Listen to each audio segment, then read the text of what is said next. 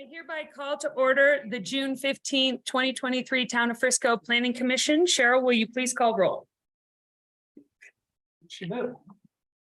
Oh, Commissioner Forsyth here. Commissioner Lesmes Here. Commissioner Withrow Here. Commissioner Gleason Here. Commissioner Tame Here. Thank you, Cheryl. And I would like to take a moment and welcome back Katie Kent, our new Community Development Director. So we're excited to have her. We will move on to the minutes that were distributed for June 1st, 2023. Any comments, corrections, or do we have a motion to move them? Motion to approve. Second. All in favor? Aye. Aye. Wonderful. At this time, I will open the floor to public comment. If you are here to make a comment on something that is not on tonight's agenda, now is your time. If you are online, please unmute yourself or raise your hand.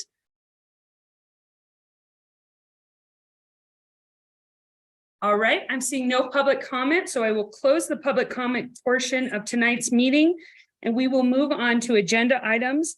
I need to recuse myself from agenda item number 1, so I will be turning over the floor to Lena. Thank you, Kelsey. Sorry about that. Yep. All right, first item on the agenda. Planning file number MHA-23-0004. A sketch plan review of the major site plan application for a proposed multifamily residential development consisting of 4 units located at 411 Teller Street.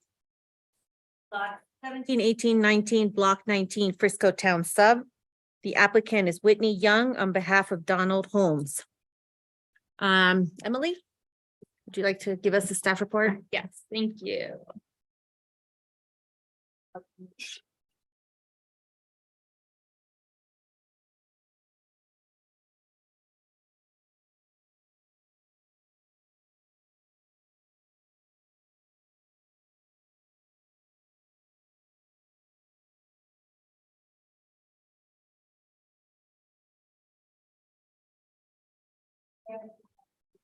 All right.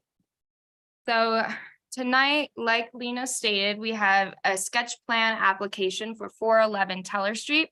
As you all know, the Planning Commission does not make any formal comments at this time. You will just be providing feedback on the materials that have been provided in your packet. The applicant is proposing a new multifamily development located at 411 Teller Street. The proposal includes 4 units, 2 of which are 4 bedrooms and 2 that are 3 bedroom. The site is zoned residential high density and all surrounding properties are zoned the same. The 4th and Teller townhomes are to the west and Granite Point townhomes are to the east. The existing site consists of a 1-story single-family residence and 2 sheds. This is just a sketch plan or sketch rendering. We'll start with the residential high density dimensional standards. So the permitted density for this site is 16 units per acre with a lot size of 0.24 acres. The site allows for up to 4 units. Maximum lot coverage in this zone district is 55% for this site or 5,750 square feet. The applicant is proposing a lot coverage of exactly 55%.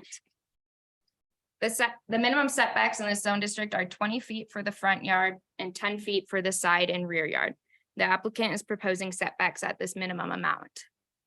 And then for height, the maximum height is 35 feet. The proposal has a height of 34.45 feet.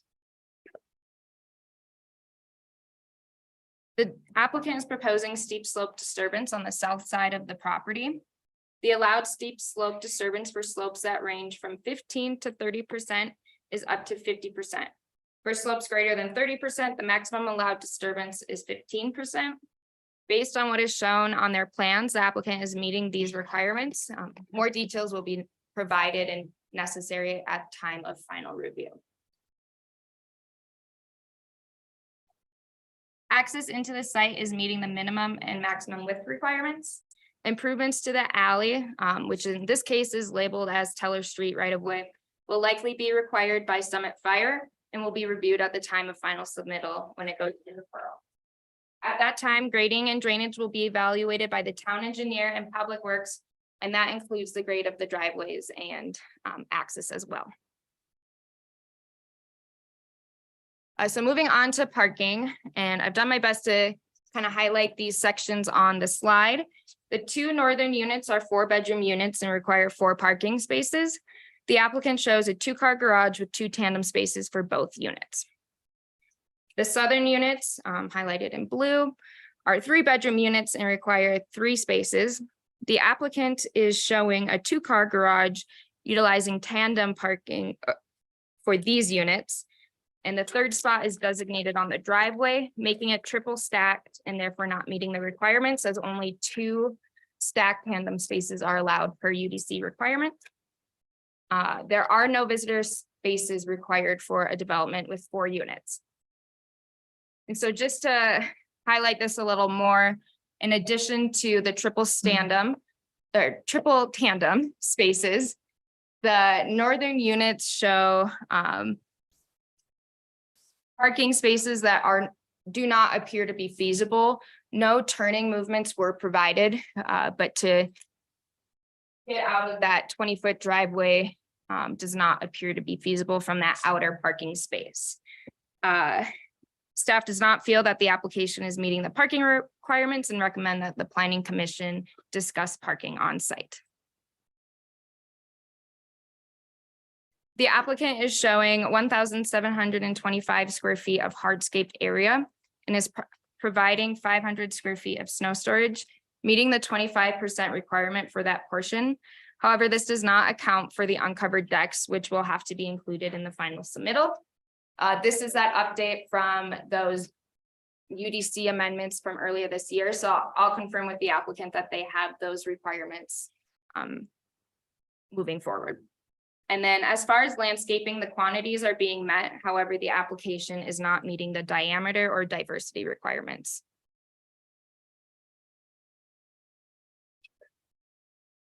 This is the west and east elevation and north and south.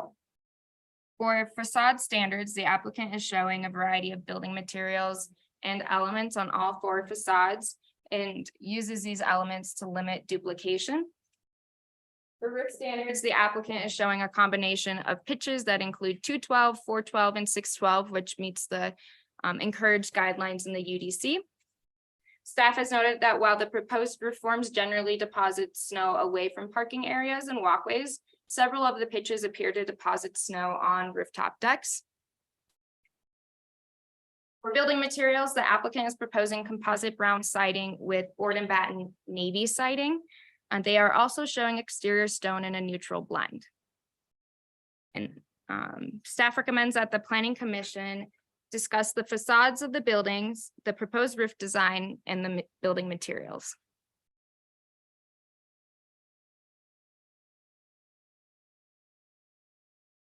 The applicant is proposing 300 feet of bulk plane encroachments, and staff recommends that the Planning Commission discuss these encroachments.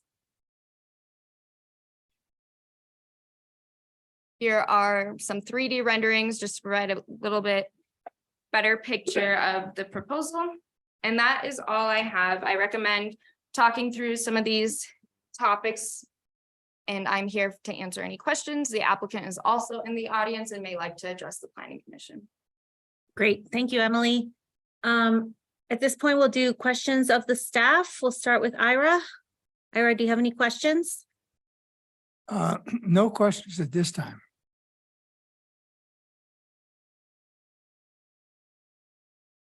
Sorry. Yes, that guy. Yeah, that guy. Any questions? Yeah, let's start with Mark. Okay. So, Sorry. one of our favorite topics, right? Given the way the UDC reads today. Sorry, I hope I can hear the microphones have been sketched. Anyway, given the way the UDC reads today. You know, the 20-foot driveway is appropriate, but clearly you cannot put that many cars in there. Is under our code. Is there any variance or leeway there that makes that feasible? Because when you showed the previous plan, not that one, yep, that one. Oh, this one? This is lovely, but then you go to the site plan and it clearly does not work as you noted. So is there? I just want to know if there's Right. The anything in link- code that allows. The option. language is pretty clear on the requirements for width. There's always a variance process that could be reviewed. Variances do have to meet a pretty high set of criteria to be approved. But it's something that could always be applied for. Got it. And then let's do bulk plane. So what percentage are we over? So up to 350 cubic feet is what is allowed per planning commission recommendation or review and approval. And it's at 300 cubic feet right now. So they're allowed 350, but they're at 300? No. But staff is saying that, well, you recommend that we discuss it. Right. For the criteria that we allow the bulk plane. Right. approaches, Right. Right. If you, would you remind us of those criteria? Yeah, let me pull up the exact language.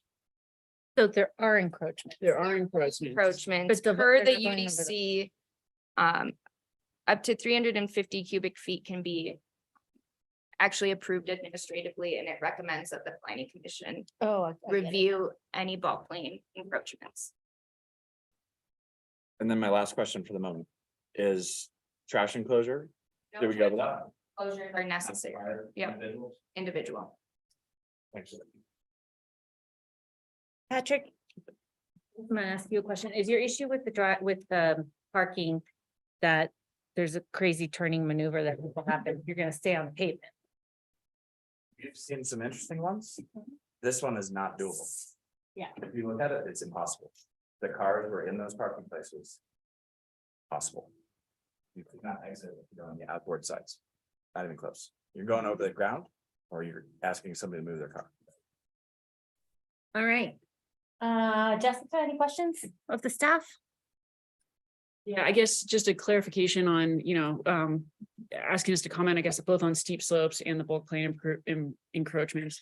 To me, some of these other ones are just like meet the code, meet the code, Right. meet the code. It's not, we don't need to have.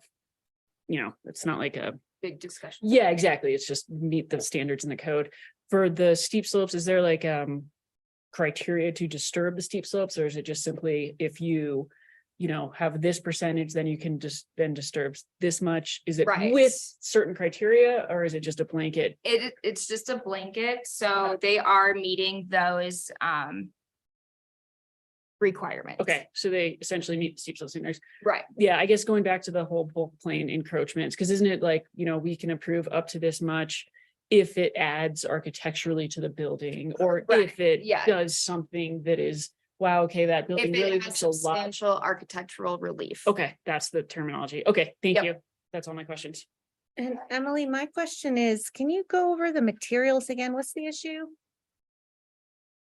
I don't have an issue. Those are just what they are proposing. So they have a brown composite siding, board and batten navy siding, and then a neutral stone veneer. Okay. Is there any standard that isn't being met, or why we need to discuss it? Just, This provides an opportunity for you to give feedback and comments to the applicant. So that could be a positive comment on meeting the criteria of not having primary black and primary white in their building, perhaps. all right. Those are all my questions. And at this point, we'll turn it over to the applicant if you want to give us a presentation. I'm guessing you're in the audience.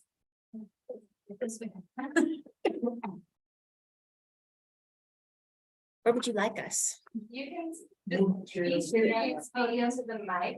Okay, there's also the microphones on that table that will work and pick up.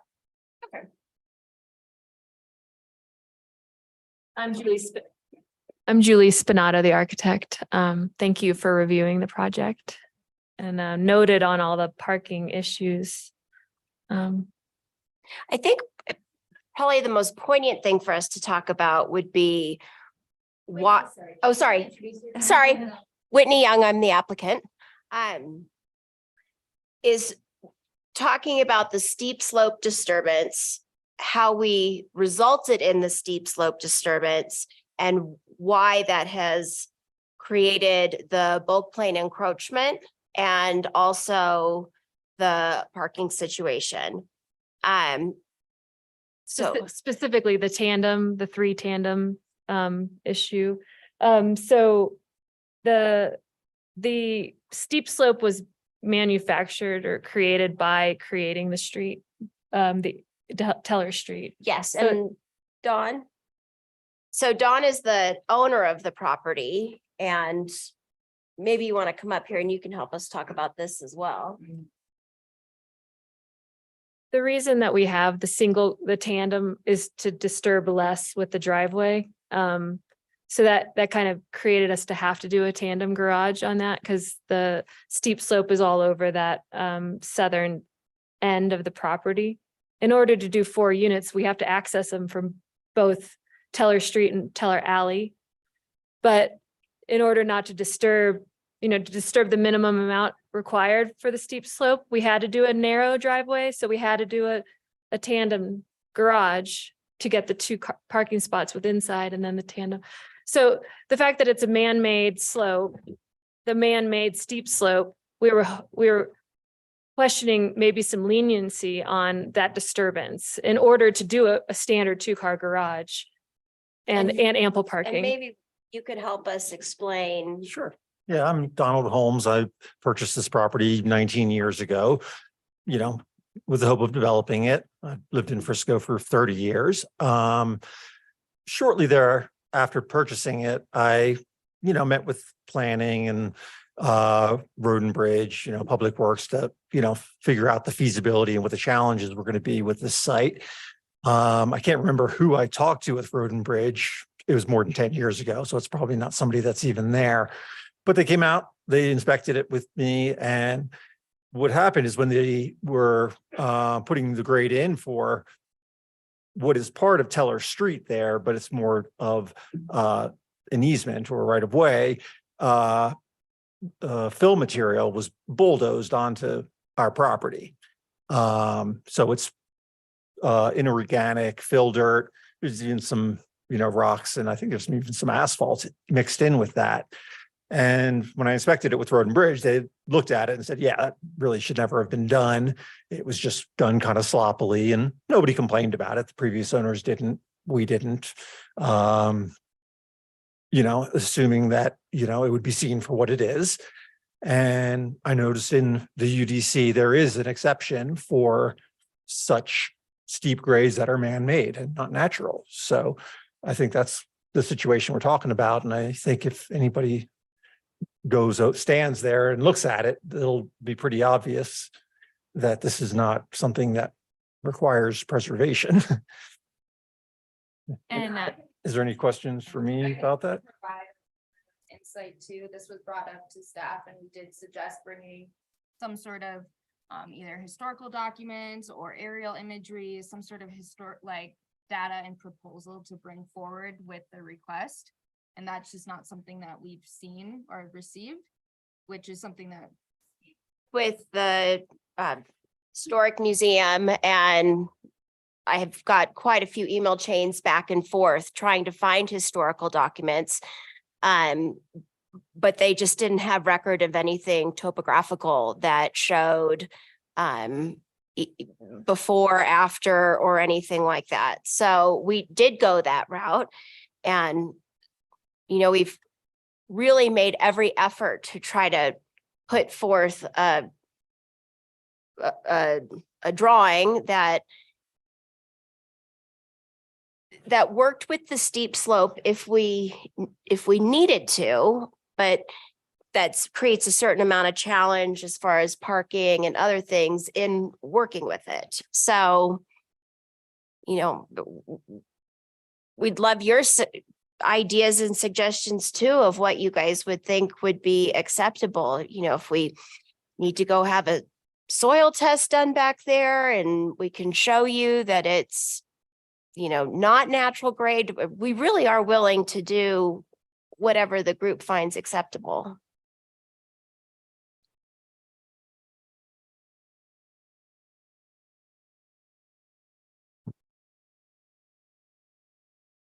Did you want to walk us through any more information?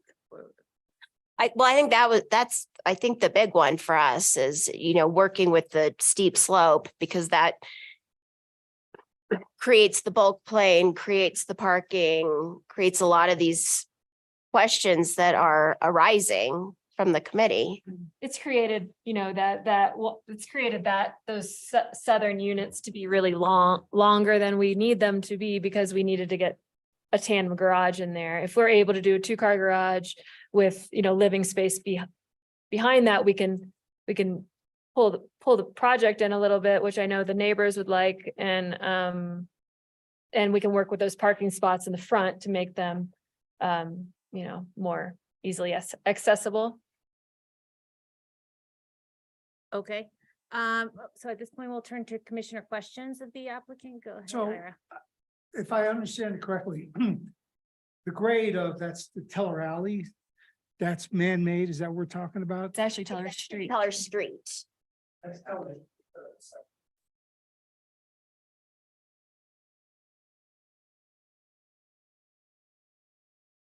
Basically, the garages are at one level. Right. Right, and so on the side we're talking about is where the garage is raised. It's the southern. It's the southern, unit. and so like we just missed it. So it looked like, so the driveway is raised a bit. What was that? I Mhm. don't. It's, up a level. So the driveway is raised. Yes. And then left and right of the driveway, the grade goes down. Correct. And we're saying that whole land area is man-made fill, came from another project years ago. You can actually kind of see it from that picture that was Yeah, just no, I up see that. there, And- where and- there's a and- trailer parked there and you can see where the road was leveled and the dirt was just pushed I onto understand. the property, yeah. And existing on, across from your south side, there's an existing newer project, right? I mean, Across, it's right, and the, they're using their garage is at the existing grade. correct. That's what I was trying to make sure. The alley grade, yeah. So that one's there. And so they've got this triple tandem going. Yes. Give me a deed restriction and I'll feel better. Thank you, Patrick. Any questions? For right now, one of our, and this may seem small, but it's super offensive. There's a few projects that have popped up and down, I'm sure you're right along them. That people put white grout in between the stonework, your stonework image here. This is just a comment because it's a sketch plan review. It's not very. What we're trying to ask people for now is, we need that. So we need a materials board. Okay. to Understand how the parts and pieces go together. And those, Not gonna put white grout in. I know what projects they're talking about. Jessica, questions? Yeah, so you're, I guess, designing this, and you know what the constraints are on the site and you know what the code is and yours. I just am curious, like how you came with this proposal, like what was the genesis of where you were? Cause I could hire an architect to say, hey, design 4 units that meet the code, and that could happen. Like what was the stuff that you just couldn't give on it, right? I was unaware of the 3-car tandem rule, if that's what we're talking about, and I didn't think it was as much of an issue as the board does in regards to the two spots in the front. And I think those are the two big oppositional issues, right? Yeah, I mean, our job here really is like, it's not incredibly discretionary. It's like very technical. And so if you meet the code, Yeah. we essentially Right. approve. Yeah, we have some. I was just discussion of- unaware of that. Yeah, tandem for sure. We code. have discussion of bulk plane and things like that. So I think for us, it's not like we're like, it's just, meets the code or it doesn't on that. And to this, it doesn't. And so I would just, Just those 2 points. yeah, it's just a question. Mhm. Yeah, on that. But no. I didn't think that the 4 spots were that oppositional to the code, and we're trying to make it work in the site, and then we were unaware of the 3-spot tandem code.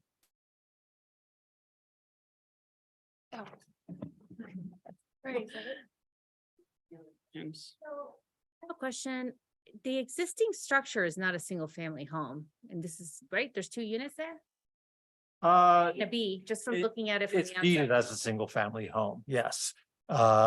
It was like that when I bought it. It was built in three different sections. I think the original house was built in 64, and the previous owners did two different additions, which kind of created a second dwelling unit. There are two different households that live there. Yeah, at most times, and this There's was, an A and a B, so I've always thought it was. that's kind just of a for three mail units. purposes, UPS kind of purposes. It is one property, and again, when I first bought the property, I did come to, made my rounds through all of the government offices to see, what the problems were, and everybody pretty much just said that that's how it was, that's how it is, and never said there was a problem with it. Okay, I'm mostly curious. I'm Yeah. just like, because I always thought it was two different units. Yeah, and over the last 19 years, it's mostly been a rental property for me, so I've been providing affordable rental units for the local workforce. And, Two households. yep, And so if I'm understanding your argument correctly, you're saying because of the limit on disturbance of the steep slopes, you couldn't go wide, so you had to go long. And that's why you're proposing the tandem garage with the extra parking space. And so where does 3 tandem parking spaces, you said you didn't think that that was that big of a deal, weren't aware of it, but where does that work? 3 tandem back-to-back spaces. Do you design homes where that works? Well, I mean, the outside spot is an outside spot and I was unaware of the code. I'm not questioning the code.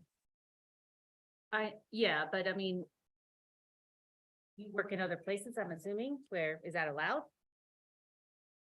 Yeah, you can have a tandem garage and a parking spot in front of it. And you think it functions? Two parking spots that are split. Right. Or half the width of the It's driveway. not the most ideal situation.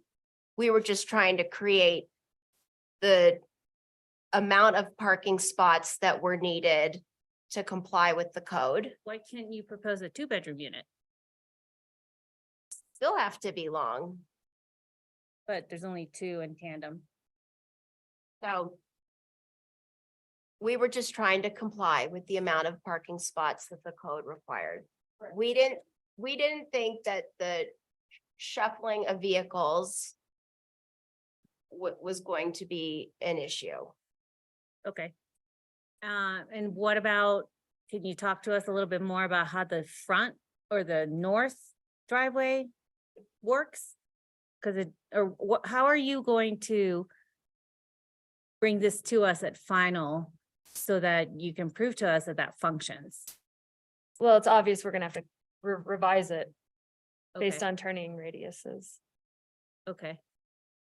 And, on the materials, since that's up for discussion, you want to talk to us a little bit, and I will say I would love to see some color renderings and the color material board at final, but since it's come up, what is your theme, or how did you come up with that?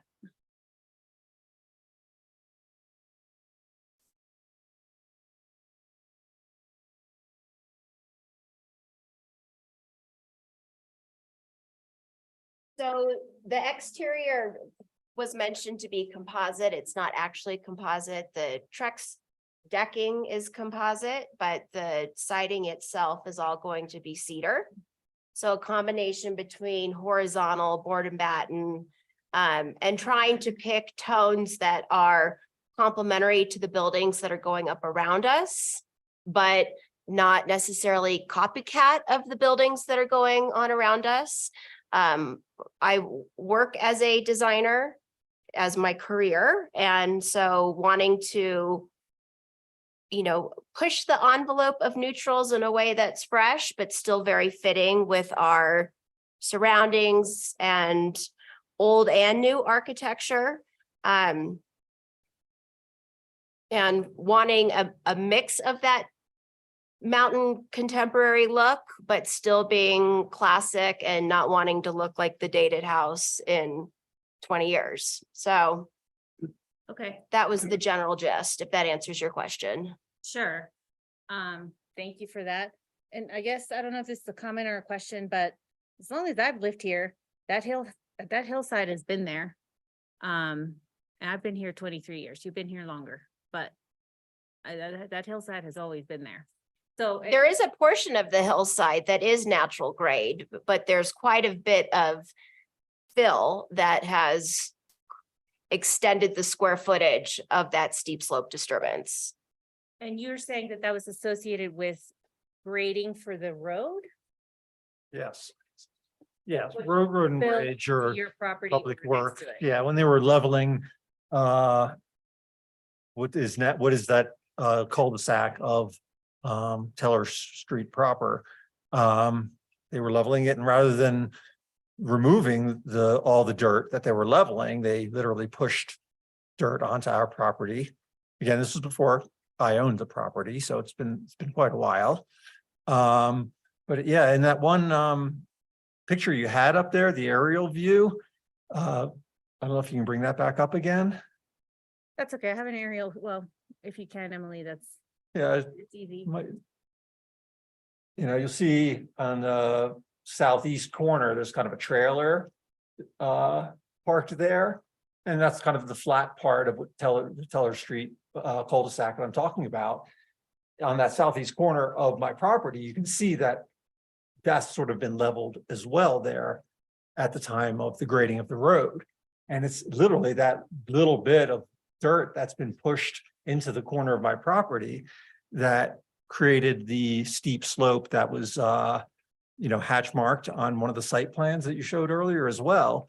And that's just one of the challenges that they've been trying to design around that has been a struggle. So since there is an exception in the UDC for steep slopes that are man-made and not natural, if you guys could allow that or see it in that perspective, I think some of these other challenges we're discussing would be a lot more manageable. And, and you can also see, no, that's not it. Wait, okay. I think those are all my questions. Thank you.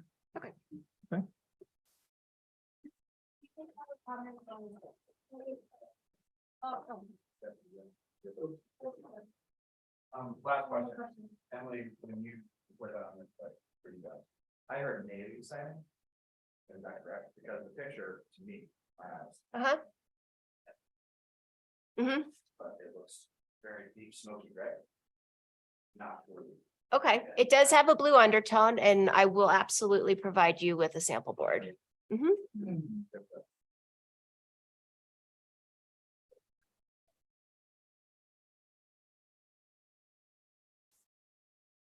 Anyway, right. And what we're trying to be careful about is. I will bring you the real deal. Katie, I'm assuming we take public comment? Yes, Okay. please do. You are welcome to make the comments if you want to, like, minutes, if you feel like you want to mimic. Can somebody help me time? I don't know where my phone went. So at this point, we're gonna open it up to public comment. If there's anybody in the audience that would like to speak and give us commentary, we'd love to hear from you. Please come to the podium, give us your name and address, and try to limit your comments to 3 minutes. And if somebody's made a comment ahead of you, please try to just reinforce it, but not repeat it, so we can just keep the meeting going. So my name is Craig Jankstrom, 215 D in the Granite Point Townhomes. And we have representatives of additional Granite Point townhome owners here at the meeting today. So we have a number of questions and I'd like to begin with the following thoughts.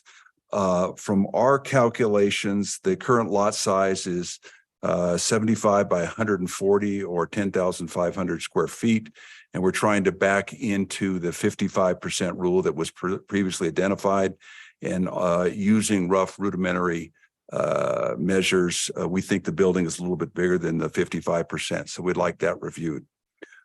Second, how do you measure the height from the building? We talked about just under 35 feet. Where is that explicitly taken on the property? Because there is some slope in the property. So getting clarity in terms of where that 35 feet measures on out. Clearly, there's been earlier conversation around the slope. I would like to suggest that independent third-party civil engineering entity be contracted with to understand the implications of this, the property to the southeast and what happens with that slope if they remove a portion of the hillside. And rather than the architect taking their best guess, I don't know if any civil engineering entities have been involved to better understand what the slope and what the implications of that slope look like. So my guess on the other side of Teller Street, if you do some walks around there, there's a lovely retaining wall that was built on Teller and Fourth, I think it is roughly.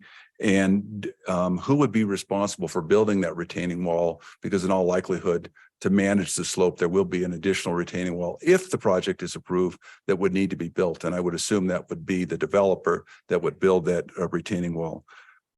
We also agree to disagree with the party over here that's made the presentation. That hillside has been there for years. When it was originated from, who knows?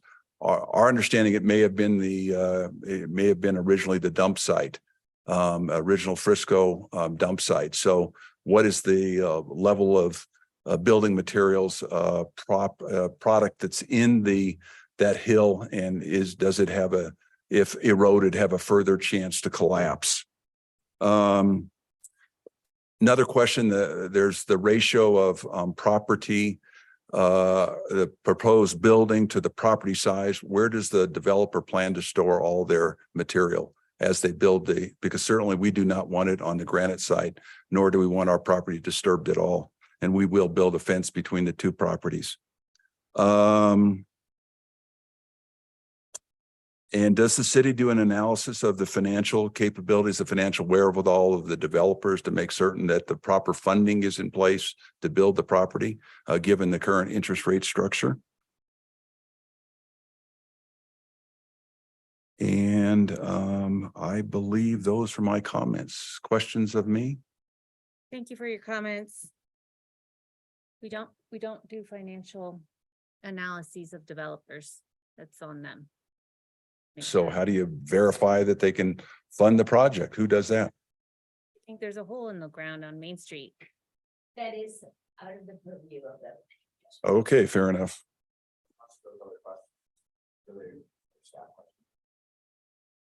I can have Emily. I would recommend going through all public comments. I'm taking notes and I can answer after the fact. When the public hearing is. Once we've gone through a public comment.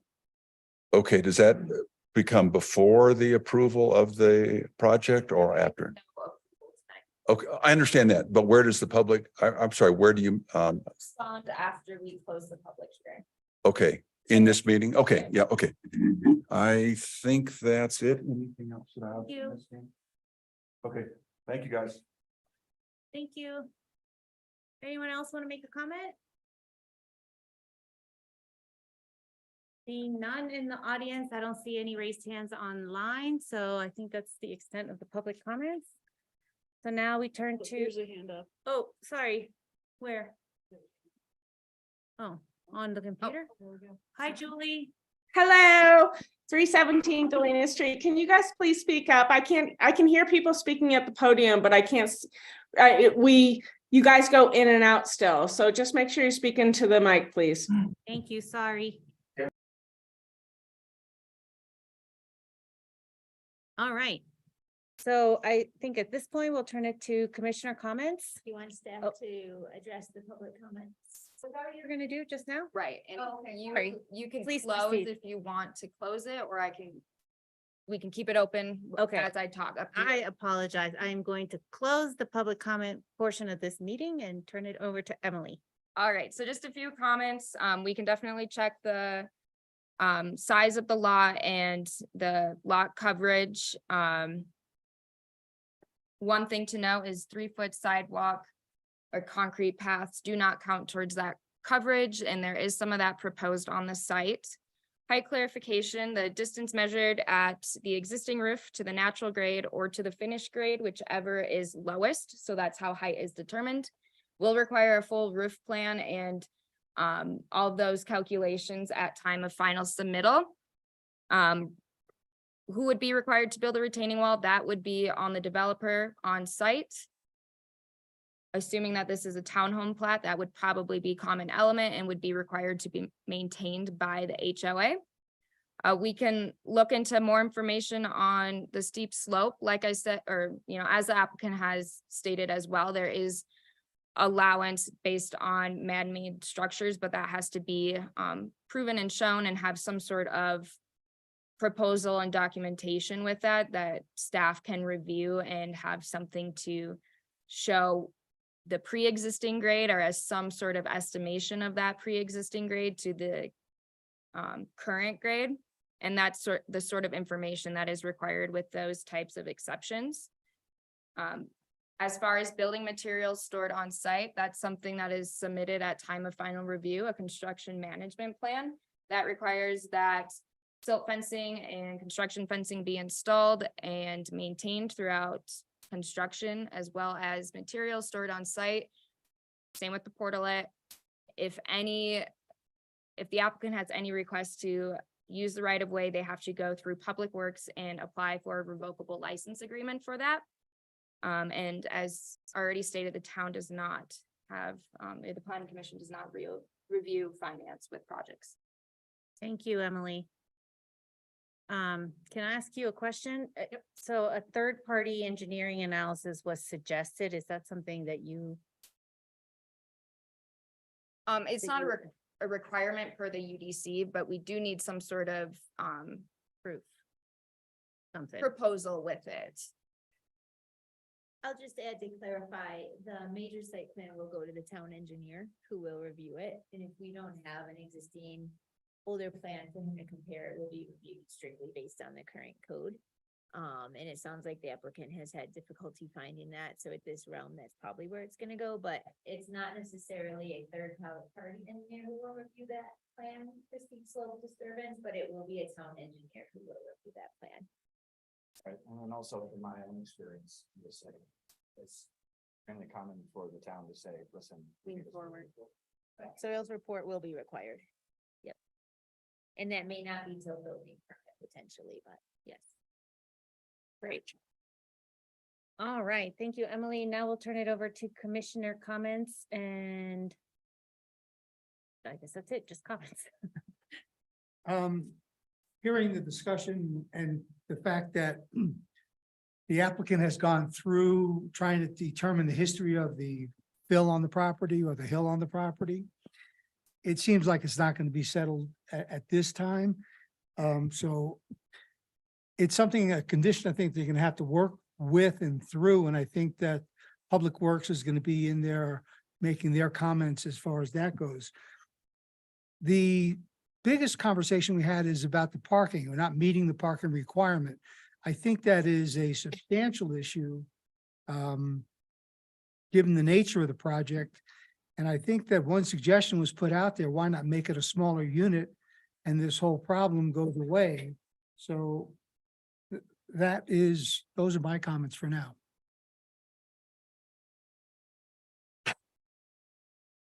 Oh, sorry, Patrick. Thank you. Sorry. I mean, the steep slopes we've been over, so I mean, I think that's a process.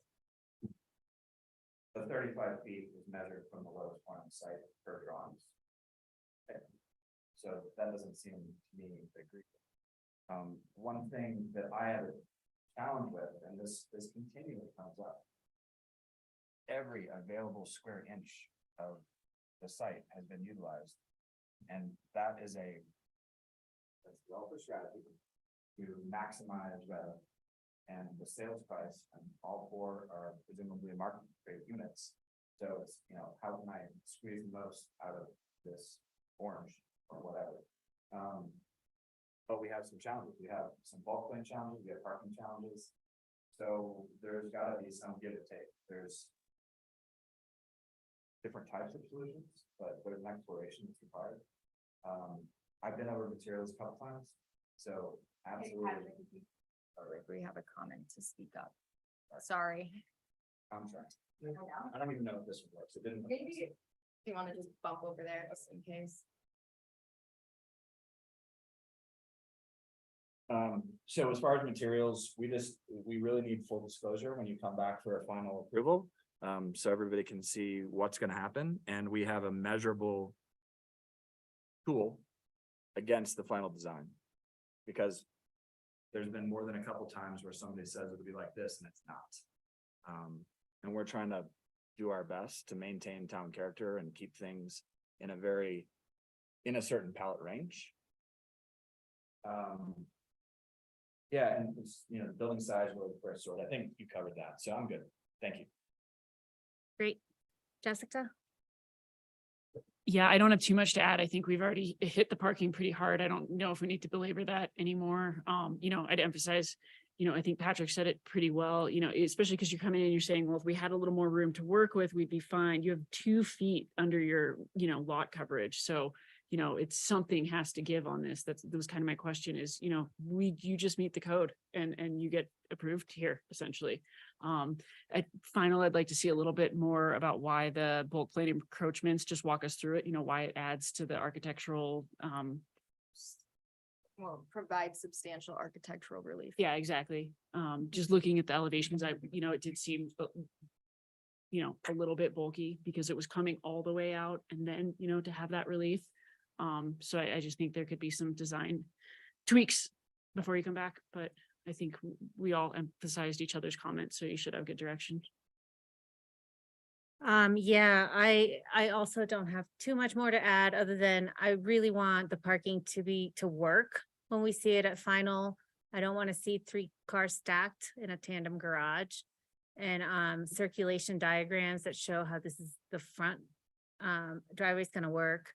I mentioned previously colored renderings and the color and material board. And this is maybe a comment, I don't know for the town or I don't know if it's for you guys, but we keep having projects accessed from under, what's the word? Streets that aren't paved or alleys that aren't paved or unimproved. And I just feel like if we're gonna be doing all of that, we should be looking at improving those access points. And whether that's a cost sharing thing with the applicant or a burden for the town, I'm not sure. Anyway, just a comment that we keep seeing that, and it's like, why are we seeing unimproved access points? They should really be up to street standards if we're going to continue to add projects to the volume. Those are my comments. No big issues with the architecture, the bulk plane, or the materials. So I guess, yeah, good luck. Sure, go ahead. Well, one thing that was mentioned earlier was a couple of the roofs will be shedding snow onto decks. I'd like to see that addressed, because that's not only a snow storage thing, but could be a safety thing. So we haven't mentioned it in our comments, but you brought it up in the beginning. So that's, I think, important. Great. That is something building code would look at as well, right? Snow shedding on a place that's habitable or not habitable, but we're. Yeah, they have certs. Yeah. Yeah. All right, so for sketch plans, there is no motion or decision made, so just some comments for the applicant, and we will move on to the next agenda item. Sorry. Okay. Yep, we'll take a 5-minute break.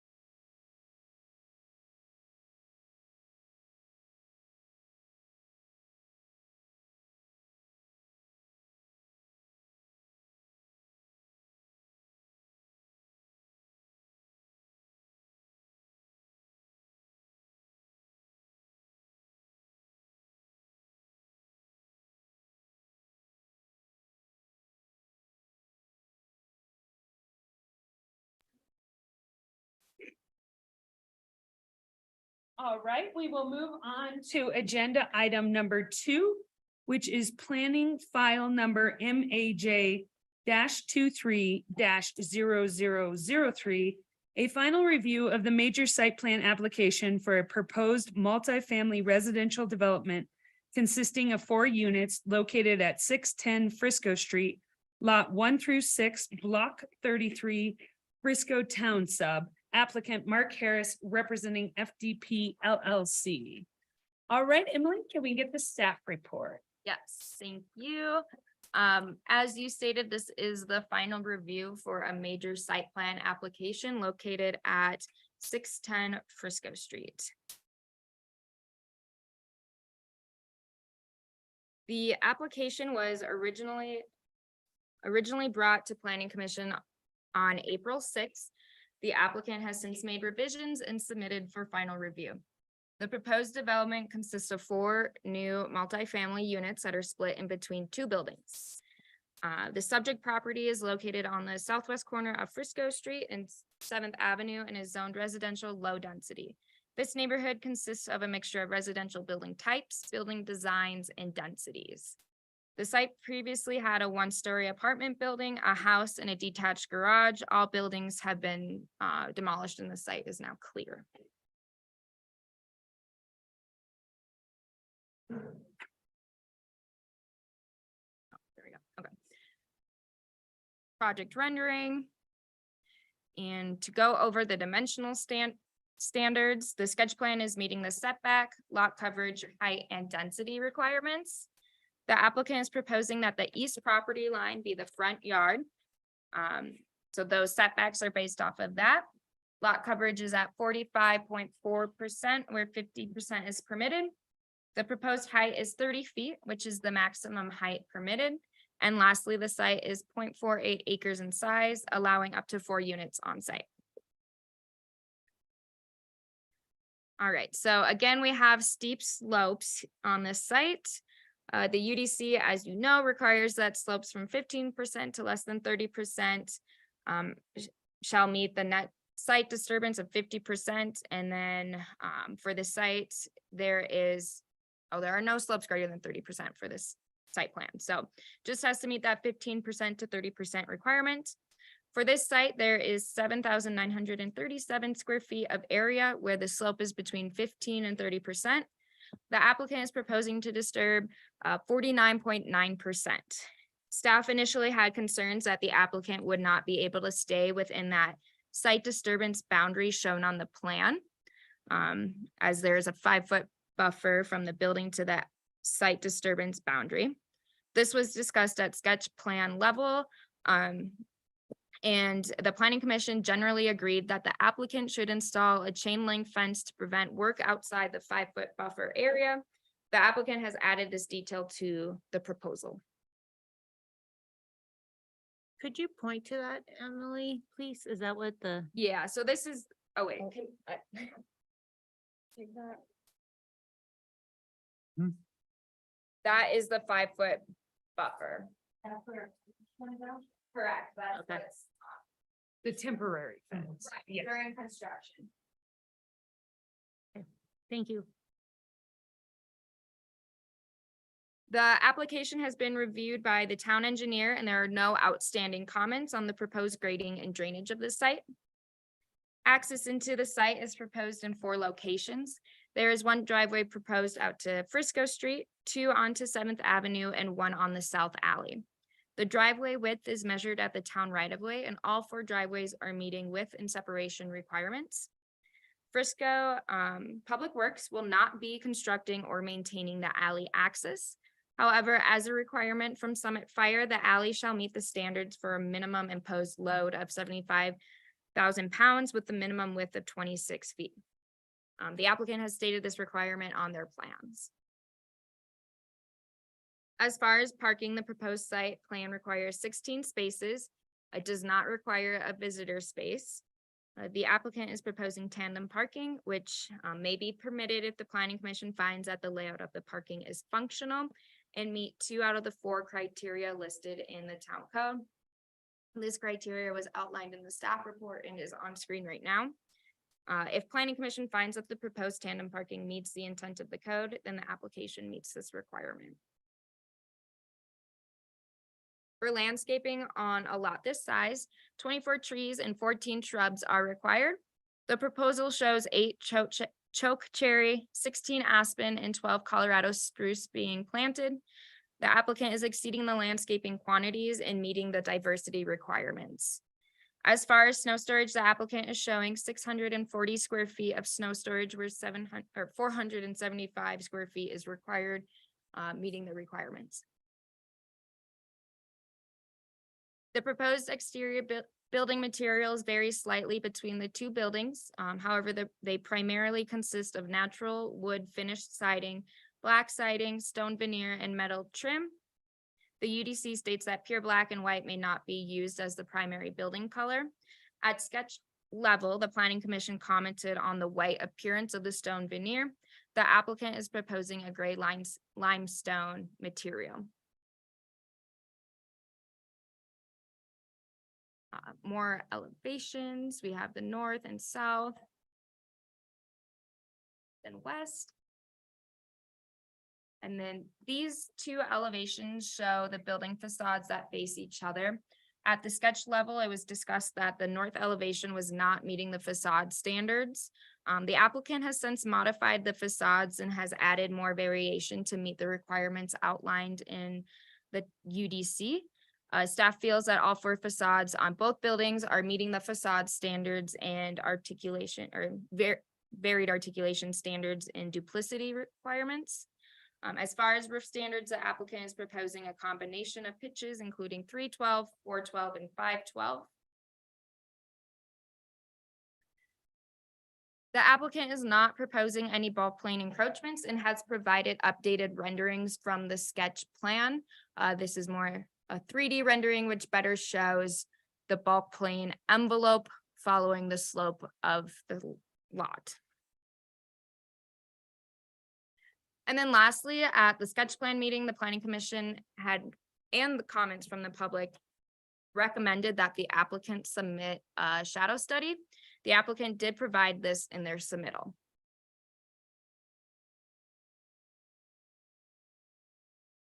Staff recommends approval of the application based on the findings listed in the staff report. And staff recommends the conditions listed in the staff report as well.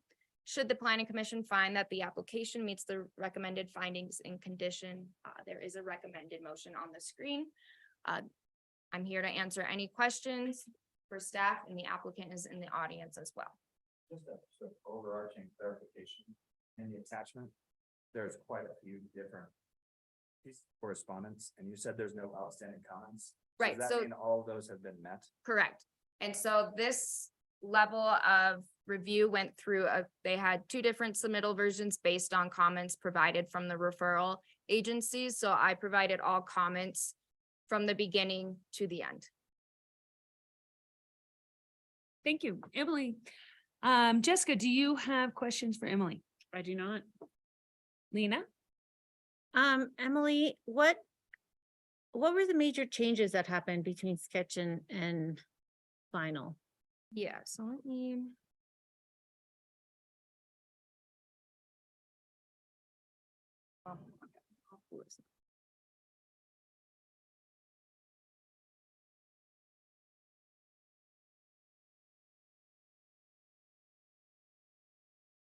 One of the changes that happened was making this distance 12 feet, as it was like 11.75 feet on the sketch plan. Adding the chain link fence call out on the plans, as well as changing that facade between the buildings to have more variation and definition. It was these ones, I believe. And those were the significant changes. Okay. So fairly minor. Right. Those are all my questions. Just numbering them, so Got in order from color. Oh, is there a color material board? There is. Oh, okay. You want to go there right now? Yeah, well. Where would you like me to put it? Yeah, yes, you could. Katie can touch it and give it to me. Thank you. Questions for staff? No, unfortunately, I don't have the pressure to do, so no staff questions, thanks. Ira, questions for staff? No. And I do not have questions either. So at this time, we'll turn the podium over to you for your presentation. I'm Mark Harris with SARC. I am the designer on the project. To answer Lena's question, what were some of the changes? This is Aaron Gleckler, the developer. To answer your questions, what additional changes were made? There was quite a few more. There were window sizes that were changed because there was a comment about window sizing and light or light pollution, I guess. Yeah. So I changed some of the window sizes to make it smaller, just to try to limit as much as we can. We're also proposing to either use interior shades that can be help in that light transmission. And I also talked to a representative of 3M Coatings, and they offer tinting that actually limits it by 40%. So that might be an option also that we looked at. There were also landscaping changes that were made. We looked at that. There were some civil engineering changes that were made. The water lines and stuff didn't meet the requirements, so we modified that. And there was a comment about that. There was also a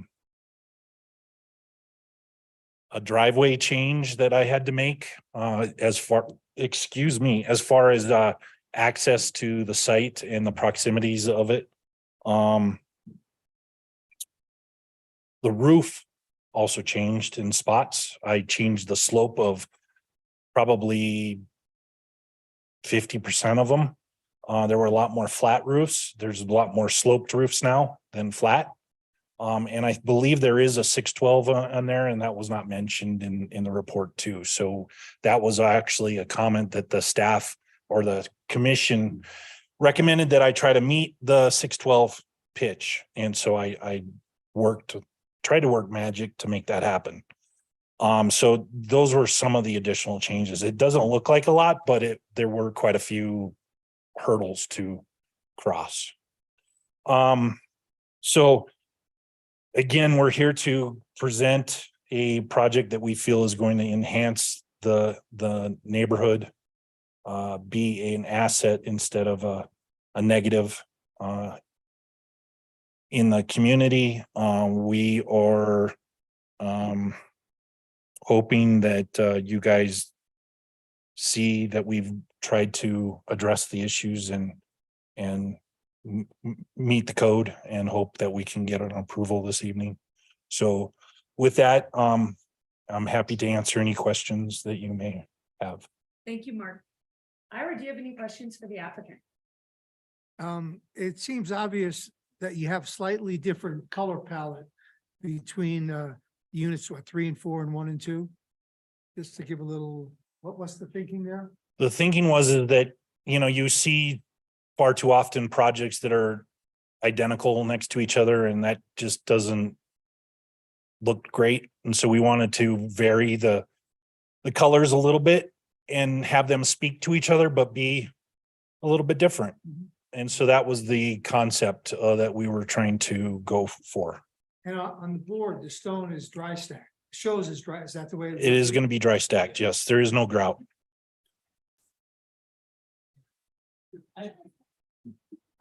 Yeah. I have no other questions. We're going to have yellow grout. Patrick, questions for the applicant? Yeah, maybe a couple. Like I said, I wasn't here for the whole design portion, so I'm not gonna rewind the clock and get to that. But we do have a material board thing to bring that, because as I pointed out, things on the screen don't look the same as. They never do. But it's hard to keep up with as it sounds. Maybe I'm actually gonna push this back to the town. There's a reasonable amount of black. I mean, it's black inside. I don't mind black on this. Are we over a threshold? I don't believe so, but since Emily reviewed this, I'm gonna address it. The question was about the black siding, so I guess I don't have that exact quantity. quantity of or ratio. If you have that. I don't have that, but it's way less than it was. We did reduce.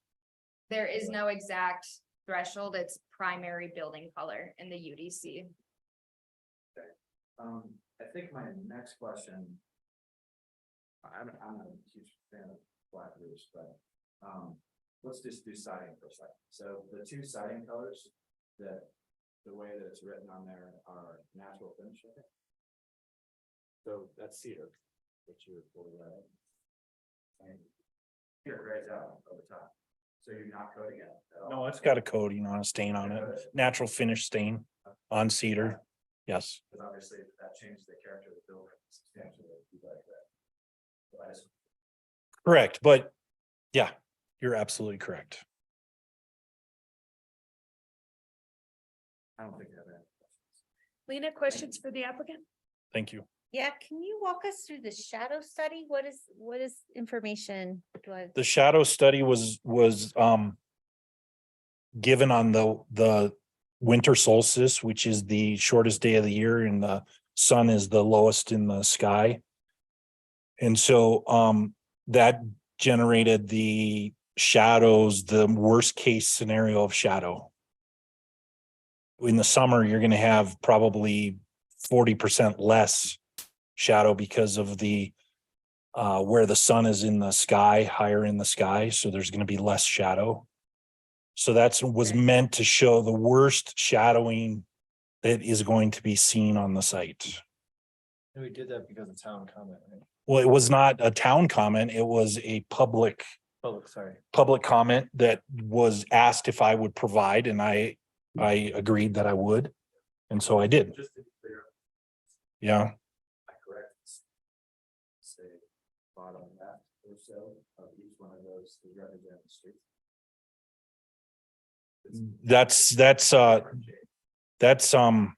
That's Frisco Street.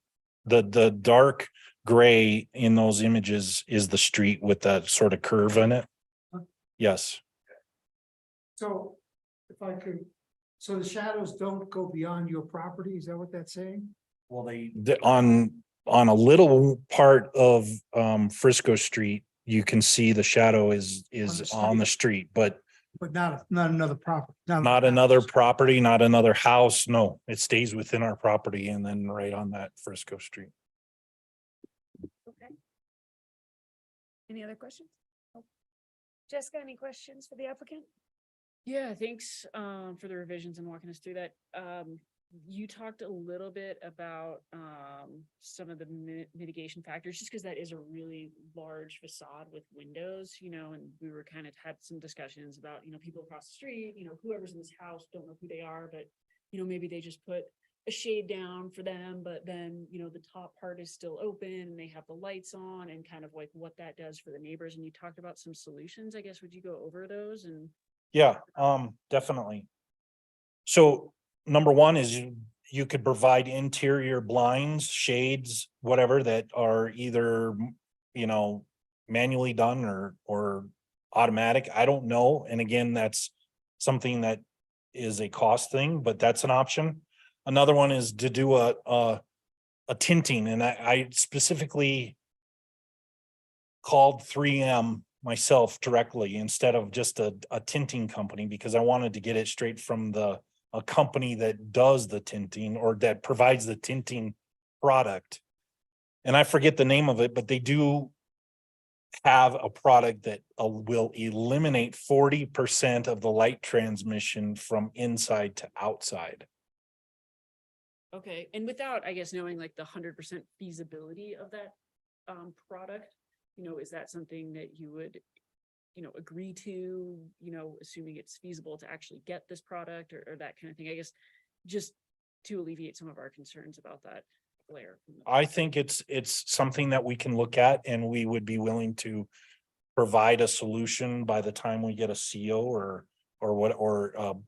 a permit to figure out what we are going to recommend, because it does have cost implications.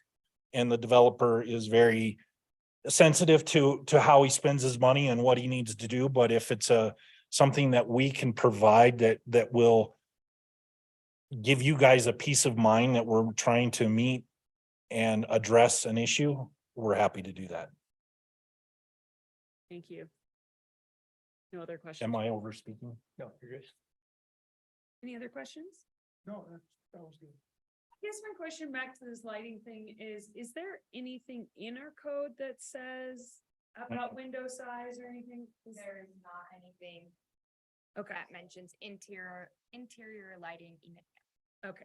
And it's not a code issue. It's not something that you guys can enforce per se. Yeah, and I certainly, like, I agree with Jessica that like that does emit a lot of light, but I'm also like, I walk up the street and every person who lives in homes, you know, puts out their outdoor lights that aren't affixed to the house and, you know, so it's like, how do you Yeah, I make mean, it fair is kind of why I asked if it was yeah, and again, in code. right, we want to meet code, Yeah, absolutely. obviously, so. So I don't have additional questions for you folks, so thank you very much.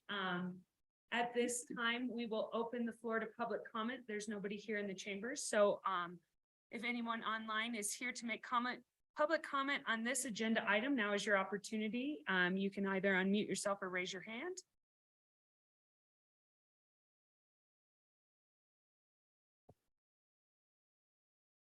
I'm seeing no public comment, so I'm going to close the public comment portion of this agenda and move on to commissioner comments. Jessica, let's start with you. Yeah, thank you for the changes that you made. It's nice to see a project that comes in that's not maximizing, you know, every square inch of the bulk plane. So thank you for that. That is noted and appreciated. You know, I think what you've shown meets the code. I do think that while there isn't like code language about, you know, interior light, the intent of the code is to, you know, reduce off-site glare. And with those windows, and they're beautiful windows, you know, looking at some of these at the PDFs, you know, but they're enormous, like the length of those windows. And so if there is something within reason, and I don't know if it's something we could even craft a condition tonight, or there's enough certainty for us to impose a condition. And I don't know what that would be, but I would like to see something, you know, within reason that is, you know, reasonable to reduce some of that glare. That window tinting seemed like a great solution if it is feasible. Nina? I don't have any comments other than thank you for making the changes that you did to address our comments in the public comments, and good luck with your project. Patrick? I said, I wasn't here for the beginning of this, the first review. And the lighting thing, as an architect, I get it, but you know, people here want the window open. You know, they just, and that's why you buy a place to go out. Do it on the top half of some of the windows. I don't know if that's an purview. Yeah. And you know, most people that I know still install shades as a purchaser. Yeah. for Privacy after certified. And heat. I mean, you lose a lot of heat in your windows. Yep. No more comments, thanks. Ira? I'm consistent that I appreciate you coming back. I got a cooperative spirit from that podium over there. I feel that they're gonna try and do a good job. Looking into 3M for window tinting is fine. I think I'll go with Jessica. I don't think that we have it in our purview to make a condition about it, because I don't think it's part of code. But I'm hoping that their spirit continues, and I appreciate coming back and making the changes that they did, and I'm good. Wonderful. And I'd echo everyone's comments. I think it looks nice. I personally know if I looked at this house, I'd love the windows, and I agree with Jessica that the night sky needs to be addressed in our code though, and, especially just like the extras people do to break the night sky that, we don't enforce. So, I think rationally, any home I've seen with windows like this, it loses a lot of heat, so they put up screens. And I appreciate that you've provided what we asked, and had materials and came prepared. So that's really helpful for us. So thank you, and I wish you guys the best of luck. And that building costs stay reasonable for you during the process. Hey, and only quick question, since you're doing this, but has this been through the town engineer, whatever, to quantify the type and quantity of glass versus solid? Tempered glass gets reviewed at building permit, if that's what you're asking. Tempered against it, right? Well, Right, sorry, So, I don't review that. well, then I'm like, how much glass is it? How, we've got to do more stringent and detailed. Yeah, I guess I would just say there's a possibility. It's, That the map out of things, but you know, it actually was reviewed by Deeper Green. And we do have a net zero rating. thank you. That's really Wonderful. good stuff. Do we have a motion?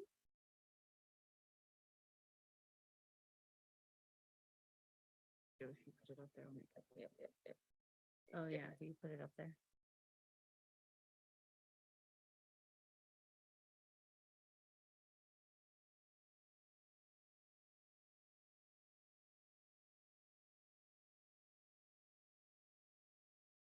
Okay, I'll make a motion with respect to file number MAJ 23 I move that the recommended findings set forth in the June 15th, 2023 staff report be made and that the recommended conditions set forth therein be taken.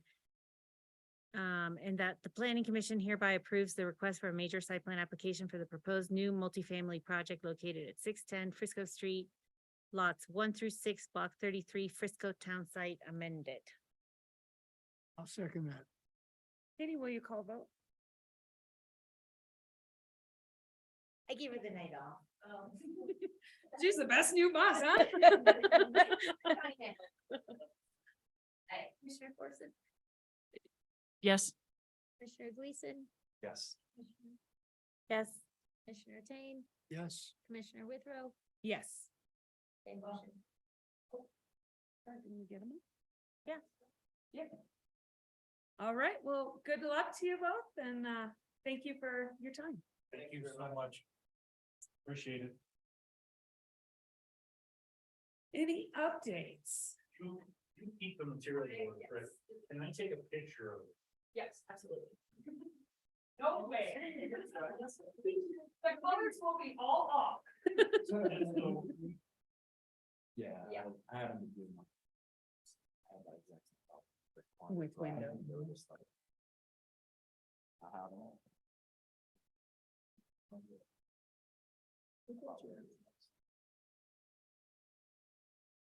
Okay. That was tips.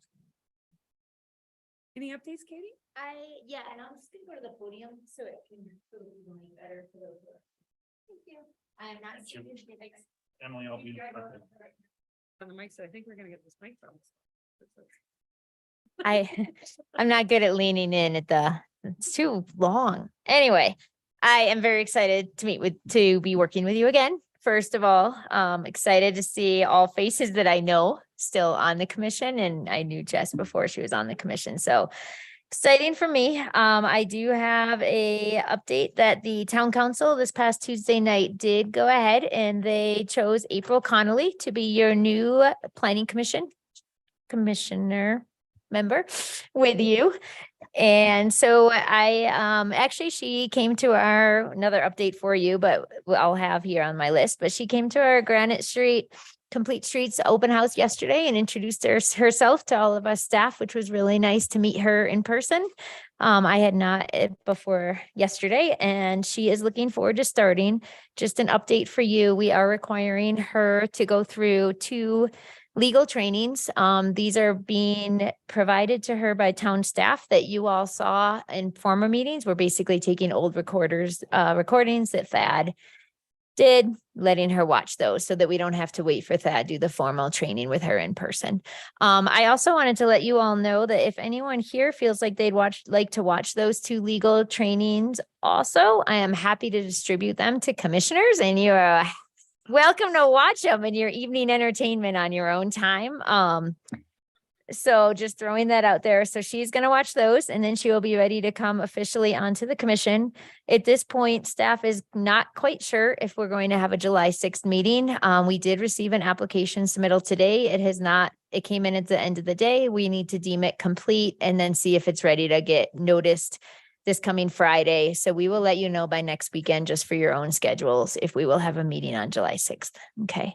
At this point, it's looking like you will have a meeting. And so we do appreciate everybody's responses when we ask. So we knew we could plan for it. The new Commissioner April will be joining us at that meeting as her first meeting if we have that on schedule. So if you have not met her, you will at that meeting. I will normally be more organized with updates. I didn't have time to put together a good list, so I'm actually just skimming through my general updates for kind of what's going on for our comm dev meetings also. I did want to appreciate a lot to Emily and Sally. They have picked up the slack a lot while we've been short-staffed. We obviously are still short-staffed and we are working to fill those positions that are empty and also work on potentially reconfiguring some positions to see what's going to be ideal to keep people to stay in the department for a long term, especially with regards to housing staffing. So updates to come, but I did want to recognize how much effort they are putting in to keep everything moving forward on our end with planning as we keep getting applications in and other questions.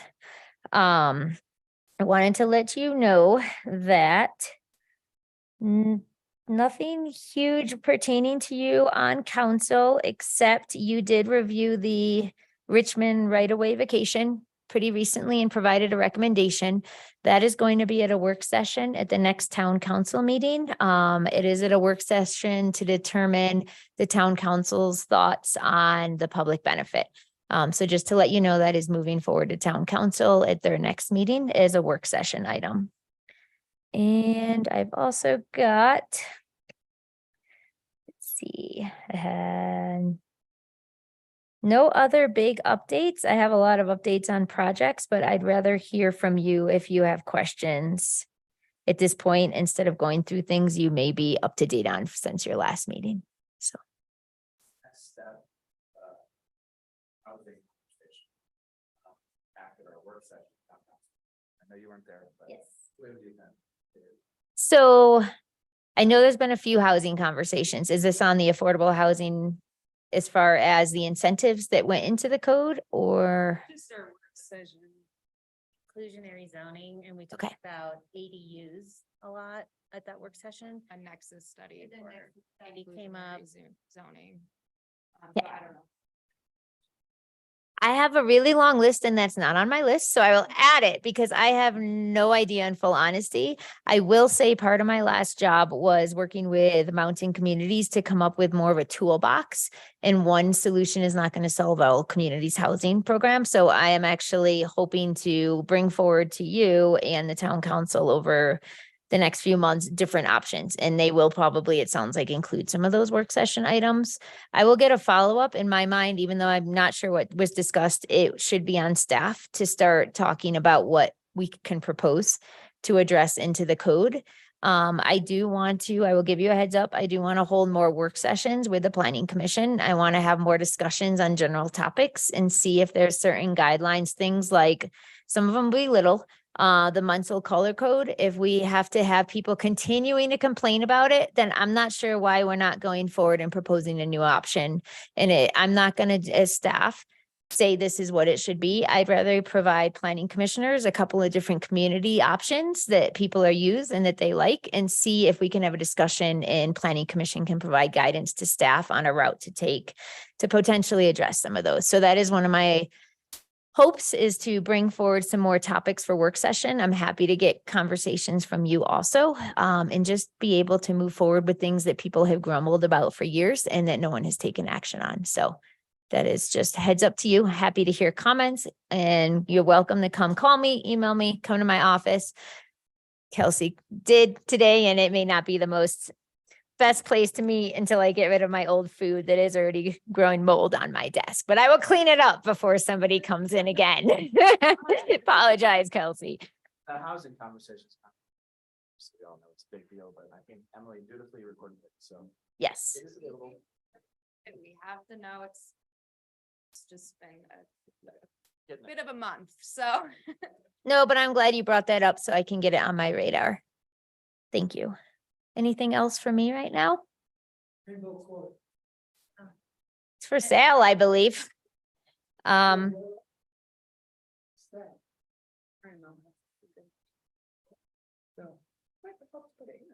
is, right? For sale as Yeah. is. with plans? How long do those plans stay active?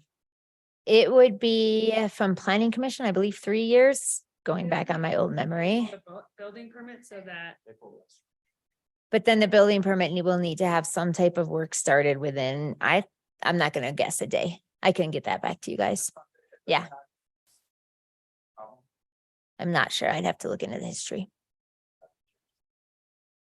And then at Foots Rest, I see they started to look like they're getting ready to move the historical building.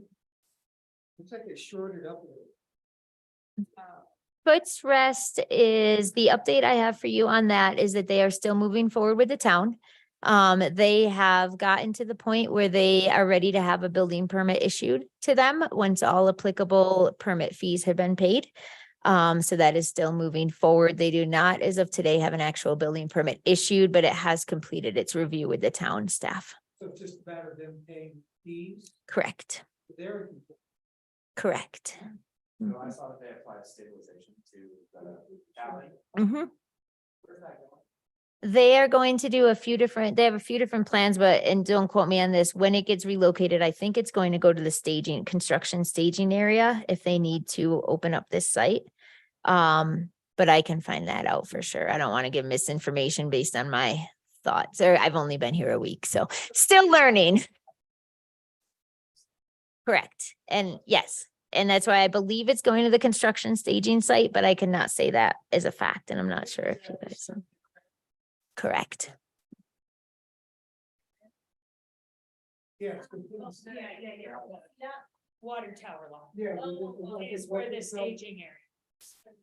No, for Foots Rest. Oh. And what that, so. Katie, oh, sorry. I just have a question about, I feel like I drove by not the Sabatini lot, yeah. Mhm. Is there something going on there? There are no plans right now, in place in town hall for that. Yeah. Like a dirt pile. Some area. 619 Granite. Thank you, Emily. For the CDOT. Okay. Will it be used for parking this summer? Like how that was like an overnight parking lot? So half the lot is the town. Yeah, so they only have permission to stage on the town lot, not on the privately owned lot, so. Will they park As there? far as parking, we don't really have any. Say on private. Got it. And I have a follow-up question, because I wasn't able to attend that open house on Granite. Yes. The Complete Street. What was the purpose of the open house? Because didn't we already have all those open houses and all those conversations? Yes, and Emily led this, so I'll let her add if I miss information, but the first part of the meeting was a presentation specifically catered to HOAs and owners who have property on Granite Street, so they could kind of get more of an in-depth understanding of the project as a whole. We did receive a lot of feedback, a lot of comments and good kind of thoughts for us to think about. Tool design, our consultants were also there. And then the evening portion or late afternoon evening portion was more of a walk-in casual setting just to offer comments and feedback. Is the plan any different than it was before? Right, so at Complete Street Plan adoption and engagement, there is conceptual ideals of what that could look like. And then so we have tool design working on those conceptual ideals based off of the feedback from the Complete Street program or engagement, so the plan right now is based off of that, and this is the first time that it's been brought forward with an actual, draft and design and a more more detail oriented, so it's still only a 30% preliminary design. And ultimately the goal is to get a cost estimate for council by the end of this summer, so they can plan on going to 100% construction docs and then construction. Next So, summer? right, so there's probably going to be modifications maybe based off of public feedback, but I think the concept of it can still go through with the 30% design. Can we hire Okay. consultants that know mountain property or mountains, like that it snows here and snow removal. And I feel like a lot of the streets people have kind of just like missed what goes into maintaining our streets. And I can't say what other firms like applied for the RFP. I just don't know that. Who wants to be? I know that we're involved during the whole process and providing comments on. Is there going to be snow removal? Likely, because there's, proposed parking and trails, and so those comments are incorporated. Not all the details are final because it's very preliminary at this point on. So in like, I guess, so what I'm like this Belina thing and all of that, like, we'd be the ones implementing it, or would the like consultants be the one like implementing it, or we just kind of take their information and. It's like, What do you mean it by just, it implement? seems like there's a lot of studies that happen and then they don't ever come to fruition. So it's like, where do these consultants stop? And we Right, pick so up the this- project and actually make it happen. This scope is 30%, and that will provide cost estimation and feasibility scope with that. So that's what the end result of this portion will be. So it can go to council and say, this is what you need. It will provide a baseline for the 100% construction documents, and then a Got it. cost estimate. And then so the town can plan and prioritize based off of that.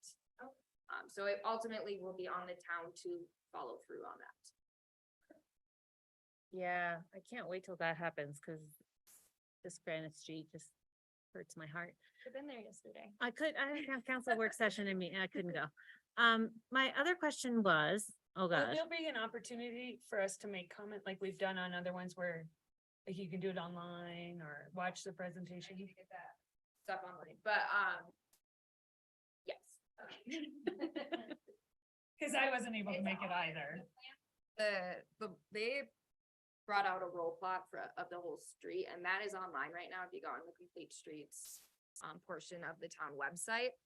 I don't have a formal like comment inbox for that or some sort of submittal. I can either work on that or just choose to take emails and save them. Or even Um, sending it to all of us, right. asking us to review it and submit. Right, that might be like a work session.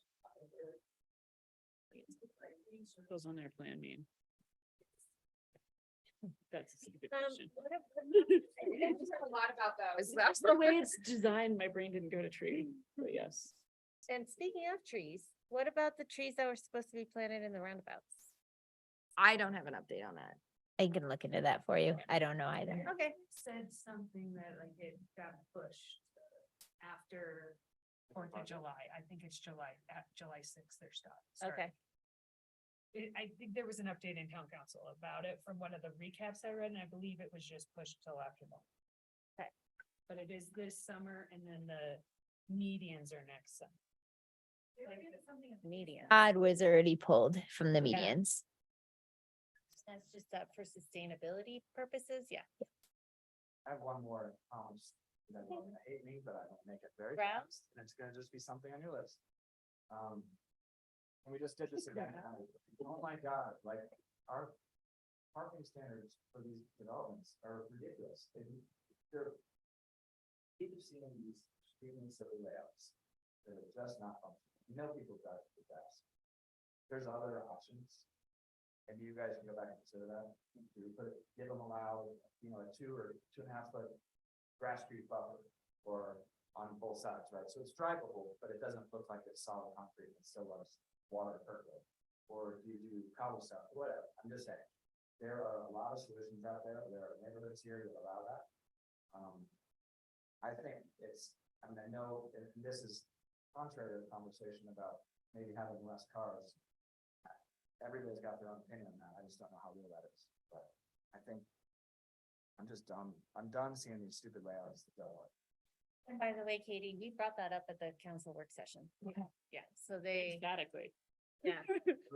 We're so tired of seeing this again. That makes no sense. And we say, please put a boulder here. And I mean, I personally think like you don't necessarily need 4 cars for 4 bedrooms like that. It might just be that simple. Does planning commissioners as a whole feel like parking standards in a general is something you want to have a work session for? Or is that a topic you're not ready to broach yet? You want just staff to take The driveway standard. the driveway standards? Okay. Yeah. It's two things, actually. It's Justin's point too, is the merits. How many vehicles you have to that park? So other people think that's fair based on what they spent for their property. Yeah. And then is it function of the cost line?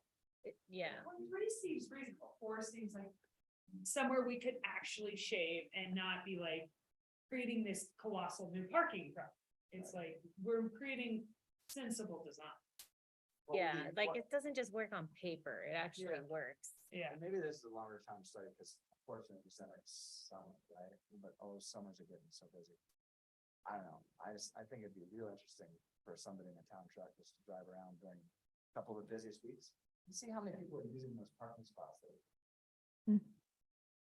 Yeah, it's true. Make them have that many spots. But I think it's just ironic that we make them have it and then we're like, just park in the right of way, we're not gonna enforce it. That's the thing, too. It's kind of like these arguments, we're so stringent, but then you drive around and how things actually function in reality, you're like, you know, build the infrastructure we need and enforce it and have the parking where we need overfill parking or something for like a deed restriction project that we could put in the right of way and permit it and enforce it and make it function. Without a value judgment, do you think that there'd be more square footage? Conditioned square footage if they had less I parking? think we don't allow it to give them something, just more so that we're not getting stupid just because we have to have four, you know, but I don't think like, you can only have three, but you could get, now you get to go, like, I think we still keep those standards that you can only do this much lot coverage and this and this. The lot coverage is the same. Yeah, but it's just the drive. Yeah. There's a new way, and this, I know, sorry, guys. Yeah, what's the loophole keep gonna going. be? Is that what you're But saying? You could, there's another way to work that, so it's not, there's a new way, there's probably is to percent about it. So it's that.